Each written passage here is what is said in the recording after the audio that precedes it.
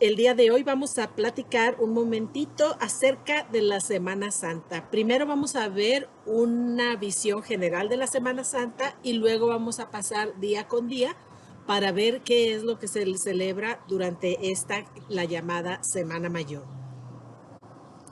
La Semana Mayor o Semana Santa conmemora litúrgicamente los misterios de la pasión, la muerte y la resurrección de nuestro Señor Jesucristo.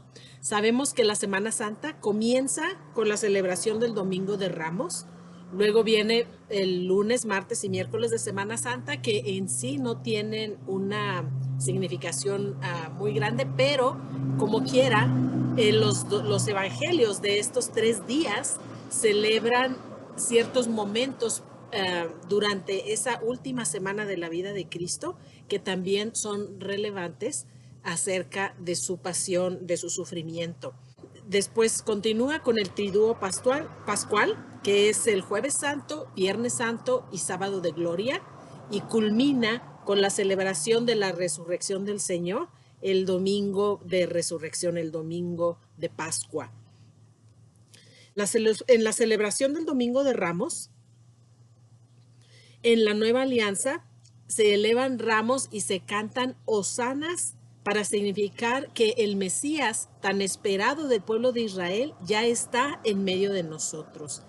El lunes santo se recuerda el gesto de la mujer que unge los pies de Cristo y los seca con sus cabellos y los perfuma con este perfume tan caro de nardo. Y esto prefigura, nos dice el Señor, esto lo ha hecho como prefiguración de mi sepultura. Es decir, la unción de la mujer prefigura la unción del cuerpo de Cristo que iba a suceder unos días después de haber muerto. Cuando lo pusieron en la tumba, lo ungieron con perfumes, con mucha rapidez, muy, muy rápido, porque ya estaba a punto de comenzar la fiesta grande de la Pascua. Pero eso nos dice el Señor, el gesto de la mujer prefigura la unción de su cuerpo para el sepulcro. El martes santo, en el Evangelio, Jesús anuncia su propia muerte y la traición de parte de uno de sus discípulos más cercanos. Y el miércoles santo, el Evangelio nos recuerda el día en que Judas decidió traicionar a Cristo y aceptó este pago de 30 monedas de plata como precio sobre la cabeza de su maestro, de nuestro Señor Jesucristo. Y el jueves santo es el día en que comienza el triduo pascual. Sucede algo durante la mañana del jueves santo que generalmente se traslada a otro día de la semana por cuestiones de logística, por cuestiones prácticas. Pero el jueves en la tarde comienza el triduo pascual con la misa vespertina, en la que se celebra la institución del ministerio sacerdotal, la institución de la Eucaristía, el mandamiento del amor. Y el Viernes Santo, por supuesto, se recuerda la crucifixión y muerte de nuestro Señor Jesucristo. El Sábado Santo, su estadía en la tumba, el tiempo que pasó Jesús dormido en el Santo Sepulcro. Y en la tarde del Sábado Santo o el Sábado de Gloria, como también se le conoce, pues es la celebración de la Vigilia Pascual, que es la fiesta más grande del año litúrgico. En la Vigilia Pascual se recuerda la resurrección de nuestro Señor Jesucristo. Tradicionalmente se celebraba a medianoche. Ahora pues también por cuestiones pastorales se celebra un poquito más temprano, aparte porque es una celebración muy larga. Y el domingo de resurrección o domingo de Pascua es es el domingo más grande del año, cuando celebramos la resurrección de Cristo con las misas durante el día. Muy bien, ahora vamos a ver nada más de pasadita el Viernes Santo, que en inglés se llama Good Friday. El Viernes Santo es es uno de los 2 días de ayuno que la iglesia nos prescribe durante el año litúrgico. El primer día de ayuno es el miércoles de ceniza, el segundo día de ayuno es el Viernes Santo. Y luego es también día de abstinencia, como todos los viernes de Cuaresma. El Viernes Santo también es un día de ayuno y abstinencia. Miércoles de ceniza igual es de ayuno y abstinencia. Ahora vamos a ver momento por momento qué se celebra en los diferentes días de la Semana Santa. La celebración del Domingo de Ramos comienza con la lectura del Evangelio acerca de la entrada de Jesús a Jerusalén y la bendición de las palmas, y luego la procesión hacia la iglesia, y luego ya continúa la misa. Y durante la misa del Domingo de Ramos se lee o se proclama el Evangelio de la Pasión de nuestro Señor Jesucristo. Primero vamos a ver algunas cositas. La bendición de las palmas y la procesión. Esto recuerda que Jesucristo, al entrar a Jerusalén, fue aclamado como el Rey de Israel y como el Mesías. Y después, ese mismo domingo, que se llama también Domingo de la Pasión, el Domingo de Ramos, después de haber sido aclamado por el pueblo como Rey y Mesías, después es condenado a muerte, y así cumple las profecías mesiánicas en el Antiguo Testamento. Los fieles durante este domingo, como ya les digo, comienza con el relato de la entrada triunfal, sigue con la procesión con las palmas, y los fieles, al participar en esta procesión, están también aclamando a Cristo como Rey y como Mesías, así como si estuviéramos presentes ese día que Jesucristo entró triunfalmente a Jerusalén. Y después la misa celebra la pasión del Señor. La manera como se proclama la pasión de nuestro Señor Jesucristo en este día es muy especial. Es de la misma manera como se proclama el Viernes Santo. No se hace la primera, digamos, proclamación con el pueblo, que dice el Señor esté con ustedes, sino que se proclama por 3 personas, el sacerdote y 2 otras personas.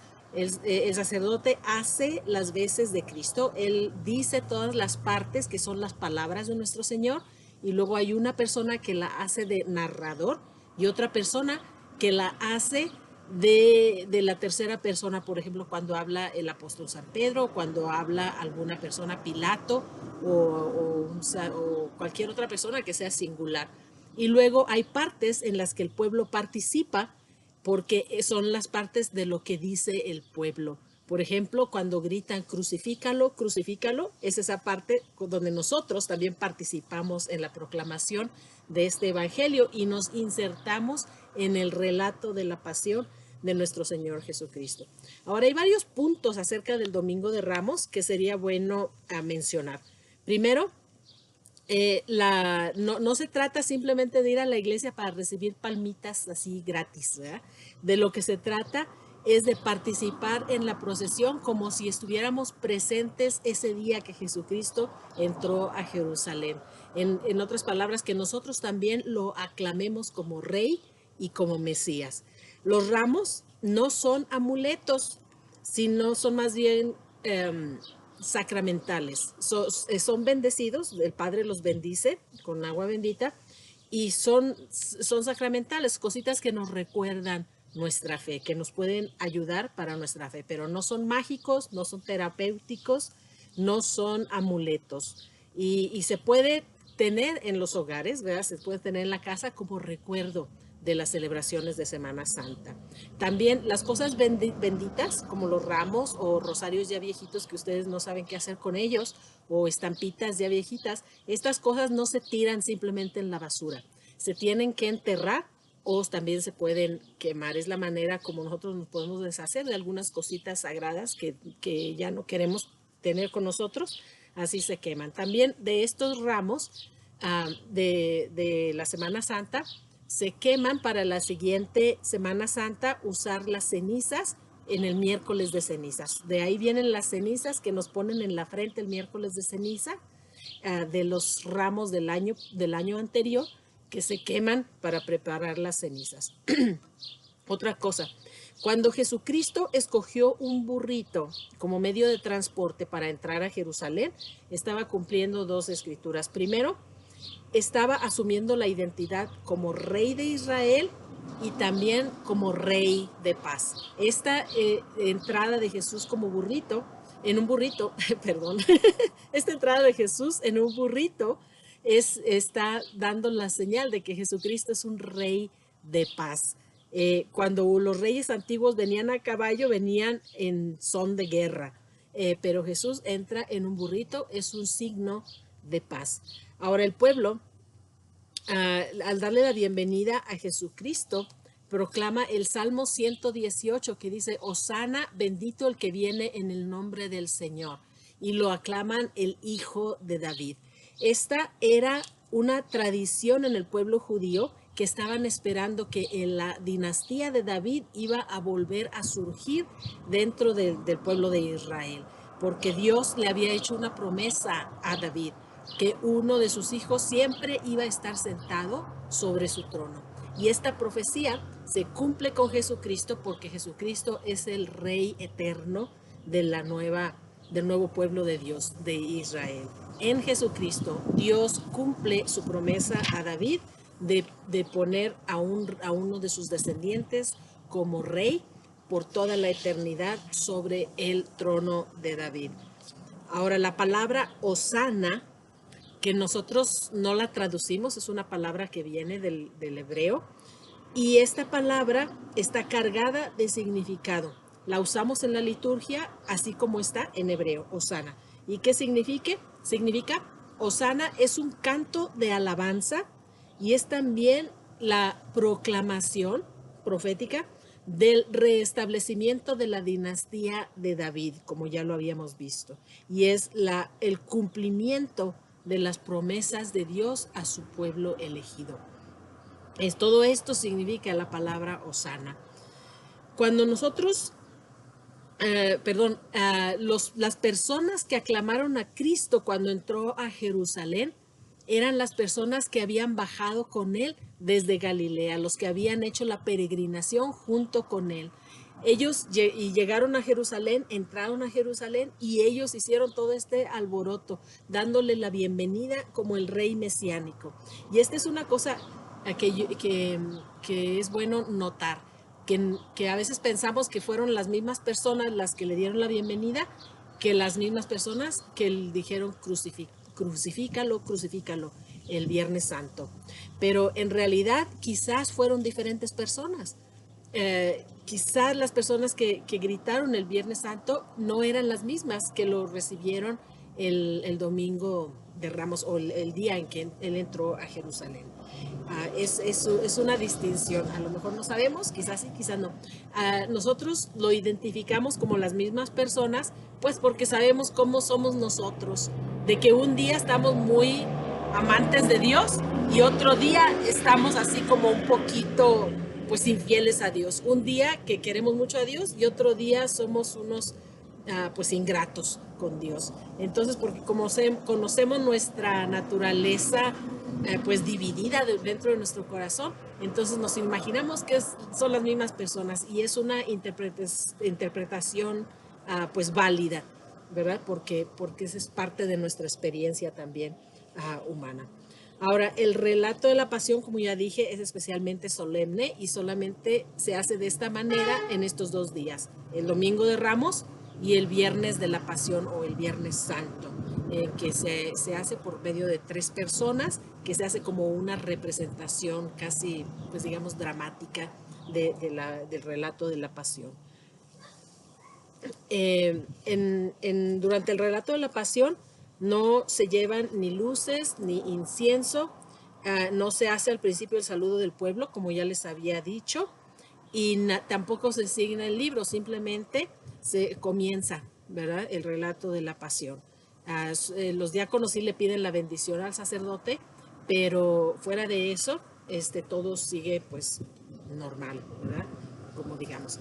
Ahora, después del Domingo de Ramos, ya dije el lunes, martes y miércoles, pues tienen nada más los evangelios, tienen relación con la pasión de nuestro Señor, pero no tienen una significación así súper, digamos, No quiere decir que no son importantes, pero no son el corazón de la Semana Santa. Todo está relacionado con la pasión de Jesús durante estos días, pero lo más importante de la Semana Santa es el triduo pascual, que comienza el Jueves Santo y culmina pues en la vigilia del sábado de gloria, en la vigilia pascual. ¿Qué se celebra el Jueves Santo? El Jueves Santo se celebra la última cena, el lavatorio de los pies, la institución de la Eucaristía, la institución del sacerdocio, la oración de Jesús en el huerto de Getsemaní y cuando lo prendieron, lo llevaron preso.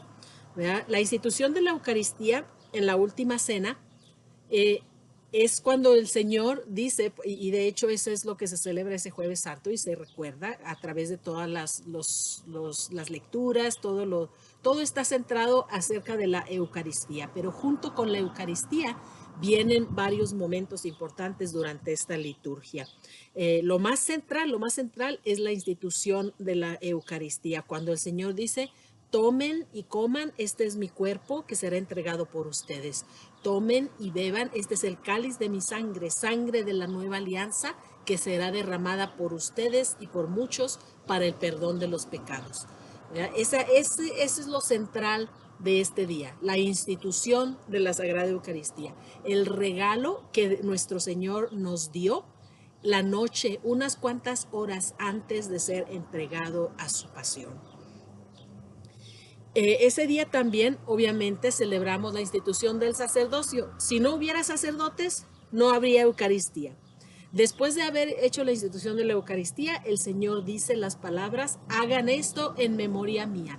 Y ese verso, esas palabras, es lo que nosotros católicos consideramos el momento en el que el Señor instituyó el sacramento del orden sacerdotal y les dio el poder a sus apóstoles para realizar el sacrificio eucarístico en favor del pueblo de Dios, para realizar para el pueblo de Dios este signo de la nueva alianza, que es la consagración del pan y del vino como cuerpo y sangre de nuestro Señor Jesucristo.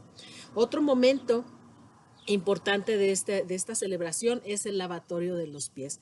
Esto recuerda el mandamiento del amor. Cuando Jesucristo en esta noche de la última cena nos dijo: un mandamiento nuevo les doy, que se amen los unos a los otros como yo los he amado, que se amen unos a otros como yo los he amado. En la antigua alianza Dios había dicho amar a Dios con todo el corazón y amar al prójimo como a nosotros mismos. Ese era el mandamiento, digamos, de la ley del pueblo de Israel: amar a Dios y amar al prójimo como a mí mismo. Pero Jesús va más allá. Él dice que necesitamos amar a los demás como Cristo nos ha amado.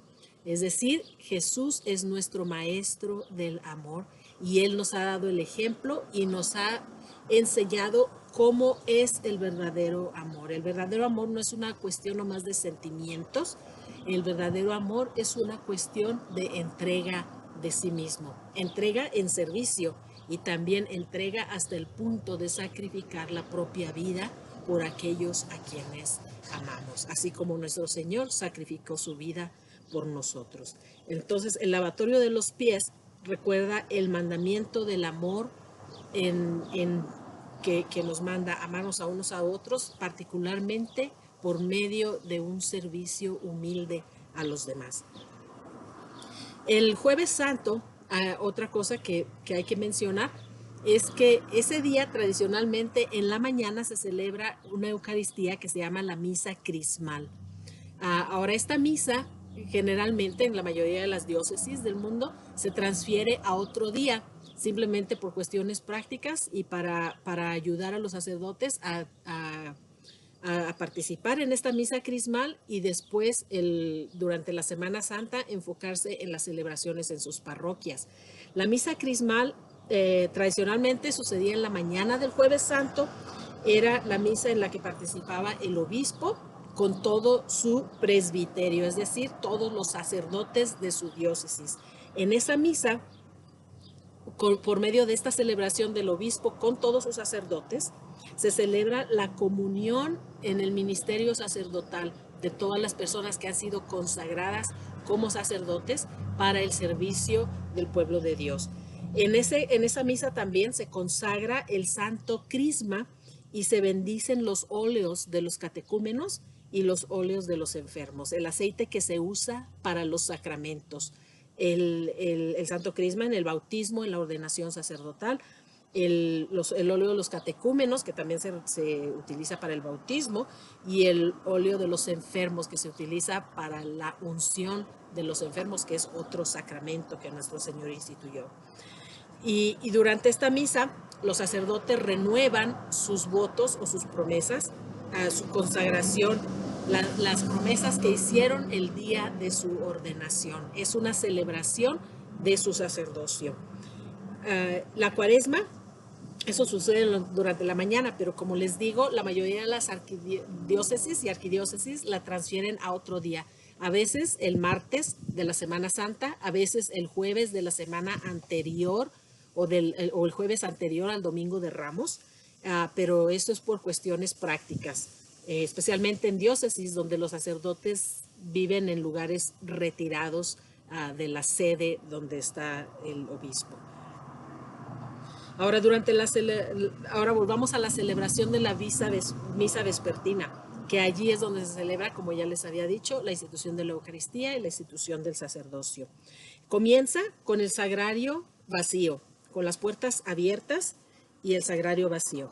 El altar mayor está adornado, pero no hay flores. No puede haber flores sino hasta el día de la resurrección.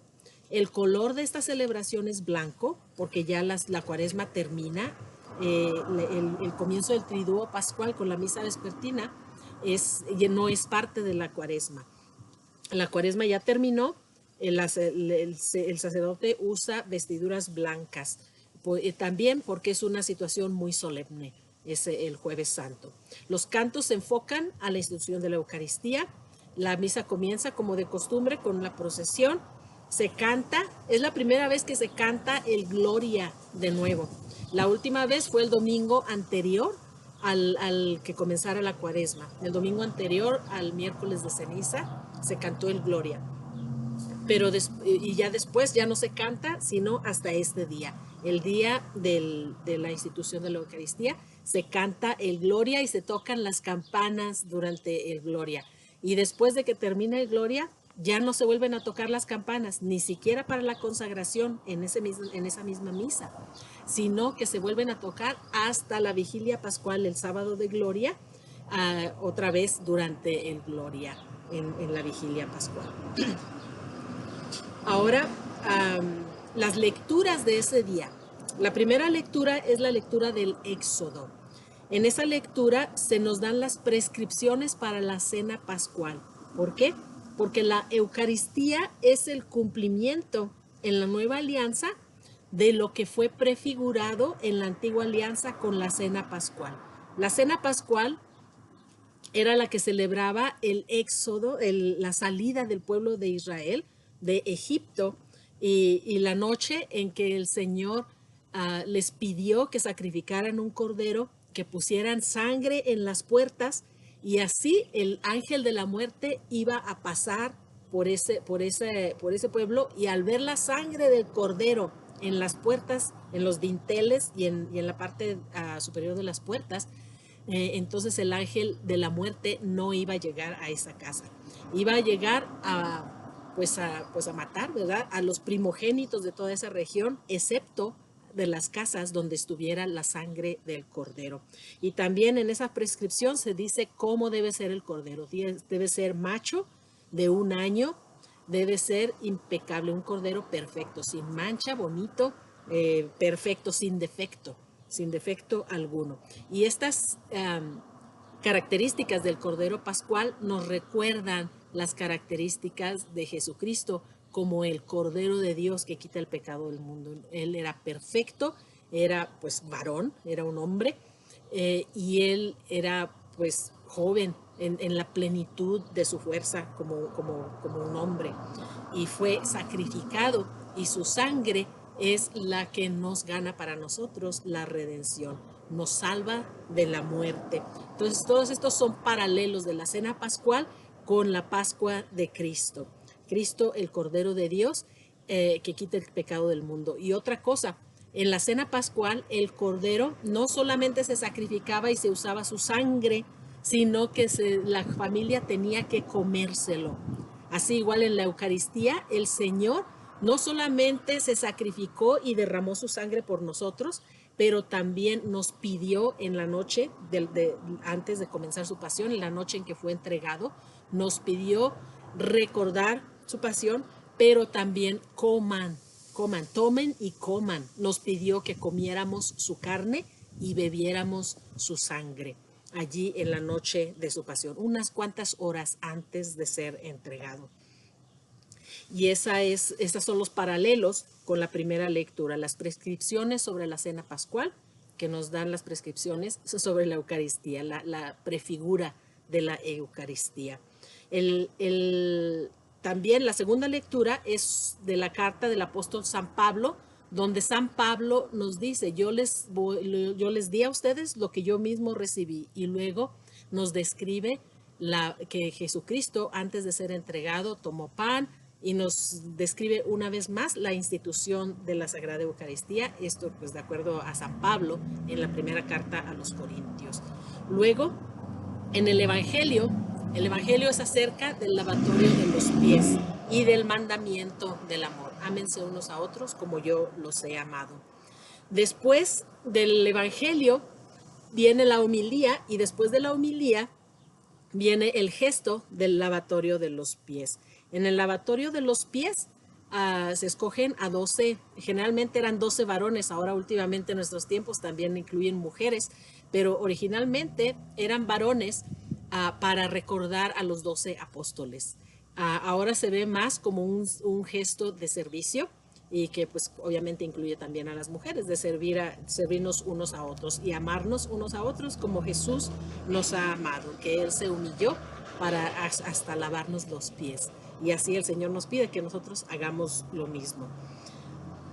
Después de la misa, al terminar, bueno, ya el lavatorio de los pies, y luego viene la Eucaristía, pero después de la comunión, entonces se recuerda, porque la misa no termina, el sacerdote no da la bendición al final de la misa del Jueves Santo, sino que se queda el copón con las hostias consagradas, se queda sobre el altar, y después de la comunión el sacerdote traslada al Santísimo Sacramento, a las hostias consagradas en el copón, se las traslada del altar a un sagrario preparado especialmente para este día del Jueves Santo. Este sagrario se llama altar de reserva, o se llama también monumento. En este lugar que se prepara solamente para este día, es donde se va a reservar el Santísimo Sacramento, porque el sagrario principal de la iglesia se queda vacío durante el triduo pascual hasta la vigilia pascual, el sábado de gloria en la noche.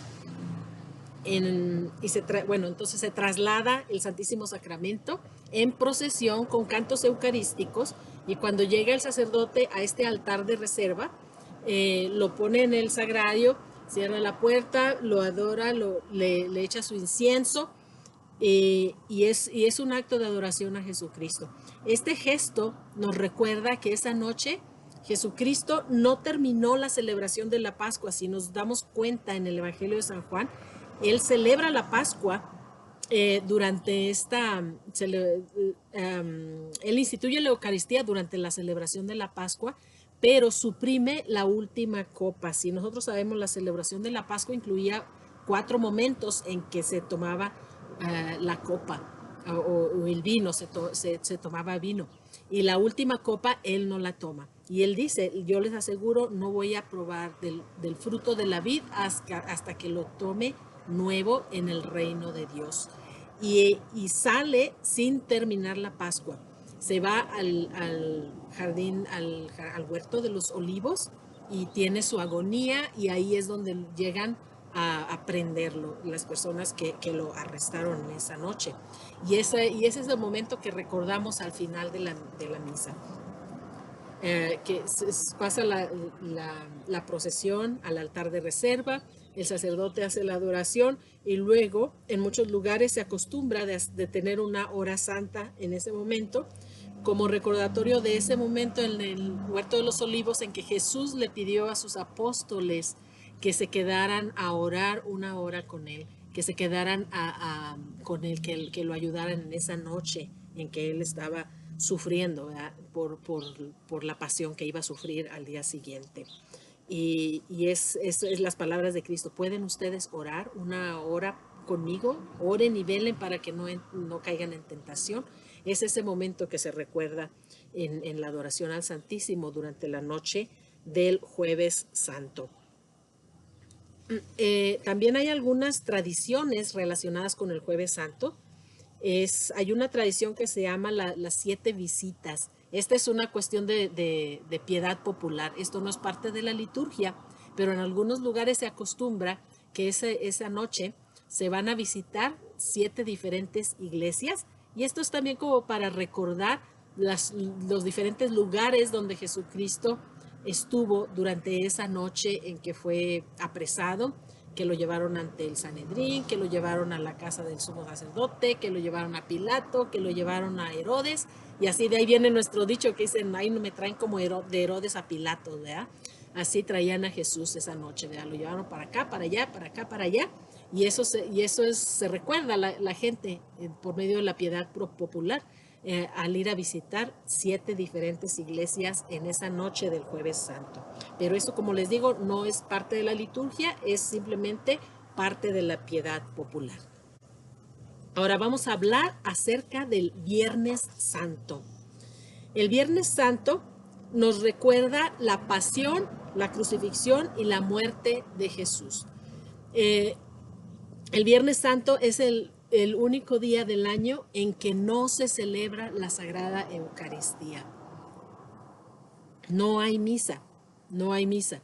Hay una celebración de la comunidad cristiana en la que la comunidad se reúne para meditar acerca de este misterio del mal y del pecado que nos oprimen como raza humana, y también para recorrer los sufrimientos de Cristo durante su pasión, para escuchar la narración de la pasión de Cristo, también para interceder por las necesidades de la iglesia y del mundo, para venerar o adorar la cruz de Cristo y para recibir la Santa Eucaristía. Todo esto se hace durante el oficio del Viernes Santo. Ahora también hay otras tradiciones, por ejemplo, la celebración del Vía Crucis o las representaciones de la pasión del Señor como obras, ¿verdad?, que representan la pasión de Cristo como Vía Crucis vivientes, ¿verdad? O puede haber también en otros lugares preparan como calvarios en algún cerrito cerca de la población, preparan como las cruces para representar la muerte del Señor. Y así hay otras expresiones de piedad popular que no son parte de la liturgia, pero que son parte de nuestra tradición, digamos, espiritual, ¿verdad? Pero de lo que se trata el Viernes Santo es de contemplar como si estuviéramos presentes la pasión y la muerte, la crucifixión y la muerte de nuestro Señor Jesucristo. Las lecturas para la liturgia del día de Viernes Santo es del libro del profeta Isaías, capítulo 53, es el Cántico del Siervo. Comienza unos versículos antes, en el capítulo 52, pero es el Cántico del Siervo, el Siervo del Señor, ¿verdad? Y hay muchas cosas de ese cántico nos recuerdan la pasión de Cristo. Nos proclama que el siervo de Dios tendrá éxito, será elevado, crecerá mucho, o sea, va a prosperar, pero también nos dice que este siervo de Dios cargó con nuestros crímenes, que por sus llagas hemos sido sanados, que Él intercedió por los pecadores, ¿verdad? Que el Señor lo quiso triturar con sufrimiento porque Él se entregó en expiación. Y nos dice las bendiciones que va a recibir por esto. En ese mismo cántico también nos dice que fue contado entre los malhechores y su tumba fue entre los ricos. Entonces, todas estas cosas son como profecías en el libro de Isaías acerca de la pasión del Mesías.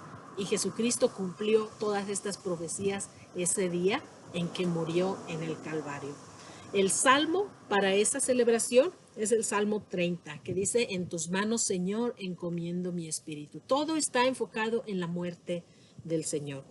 La segunda lectura es la lectura de la carta a los Hebreos, en las que nos dice que Jesucristo experimentó la obediencia. Aunque Él era el Hijo de Dios, dice, Él experimentó la obediencia por medio de su sufrimiento y se convirtió en causa de salvación eterna para los que le obedecen. Y ahí en esta carta a los Hebreos nos muestra a Jesucristo como el sacerdote del Nuevo Testamento y nos da muchos títulos de Jesucristo en las lecturas de este día que son muy importantes en la cristología, es decir, en el estudio de Jesús como el Cristo o el Mesías. Jesús es rey, es sacerdote, es el templo al mismo tiempo, sacerdote y templo. Es el nuevo Adán junto con la nueva Eva, que es María.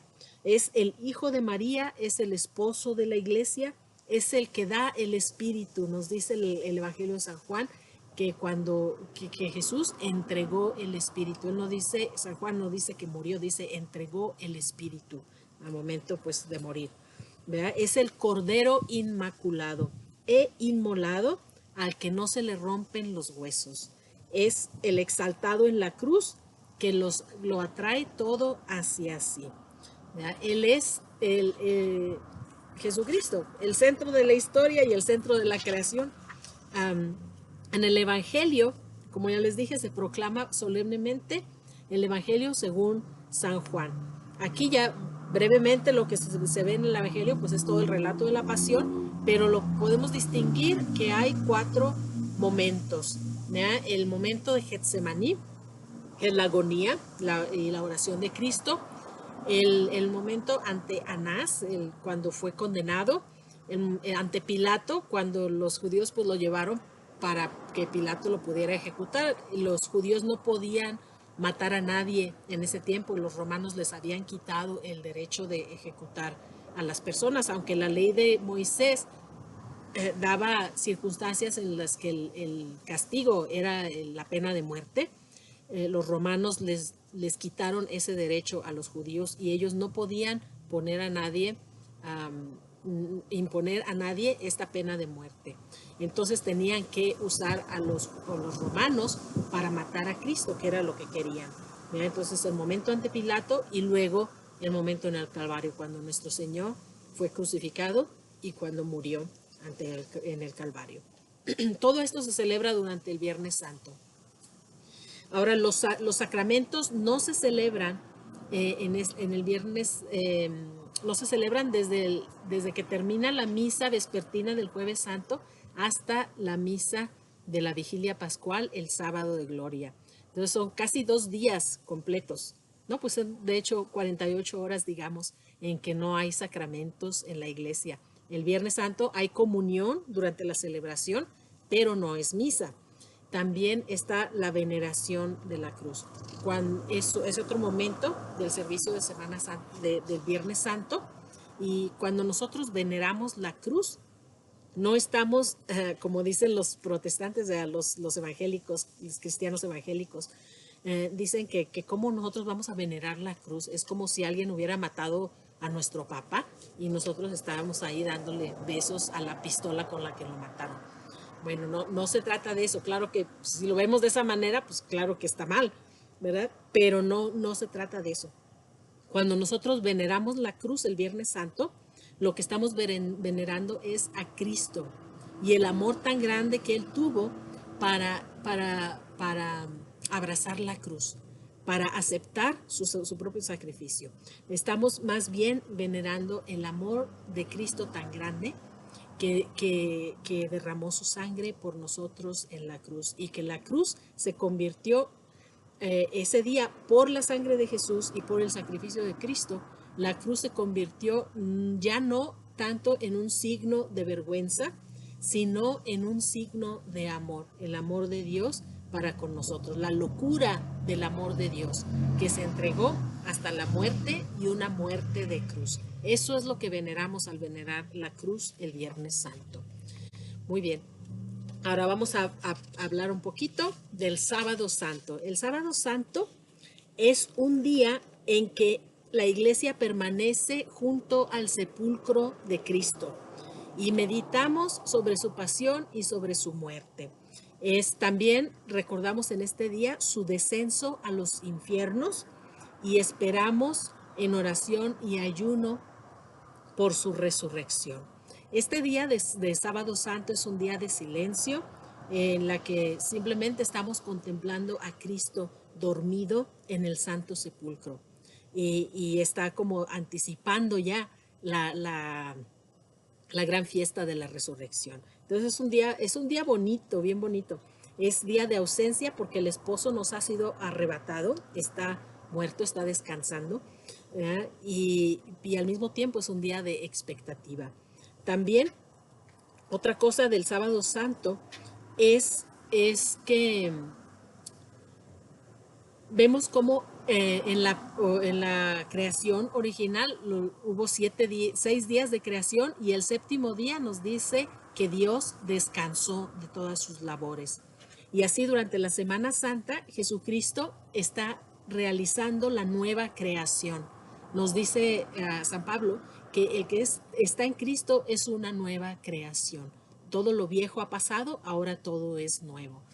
Y esta nueva creación la realizó Jesucristo por medio de su sacrificio.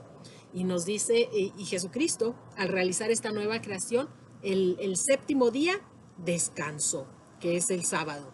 Para los judíos, el sábado era el día de descanso, porque era el día en el que Dios descansó. Para nosotros, el día que celebramos es el domingo, porque es el día de la resurrección, pero el Sábado Santo recordamos que fue el día en que Jesucristo, nuestro Dios, nuestro Señor, descansó después de haber realizado la obra de la nueva creación. Ahora, otra cosa que mencioné es que recordamos que Jesús descendió a los infiernos. Aquí hay que hacer la aclaración que no estamos hablando del infierno como el lugar donde están los condenados, sino que estamos hablando del infierno como el lugar donde estaban todos los muertos. Cuando Adán fue expulsado del jardín del Edén, digamos, el cielo se cerró para el hombre. Las puertas del cielo estaban cerradas. Y cuando Jesucristo vino y realizó su sacrificio, Él, dice, descendió a los infiernos, pero en realidad lo que está queriendo decir, descendió al lugar de los muertos.